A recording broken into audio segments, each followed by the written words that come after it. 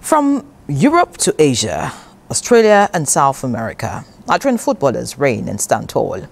But what is the situation looking like back home in Nigeria? Now, we all know footballers big business, but how is this translating to economic gains and human capital development for Nigeria?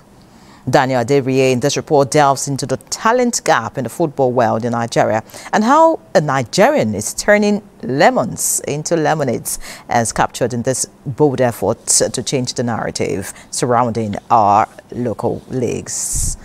This report is brought to you courtesy of Solution Journalism Initiative. Aware that Nigeria is currently Africa's biggest export as far as football stars are concerned. And if you doubt me, well, you can check the list.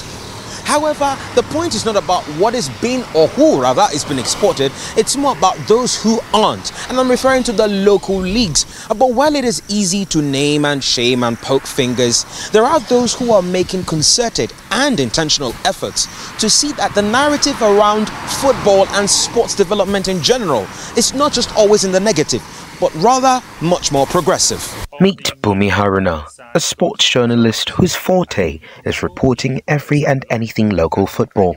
But passion, Bumi says, is what drove him to take it even a step further and went on to become a coach. This, he says, was because of a vacuum he saw in proper coaching. What I saw then, what I discovered was that all these players had natural talent, but it was obvious that they lacked coaching.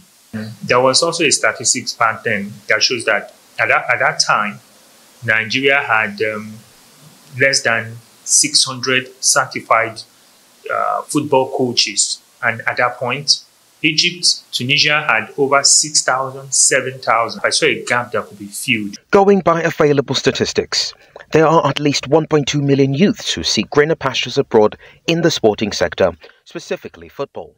But the available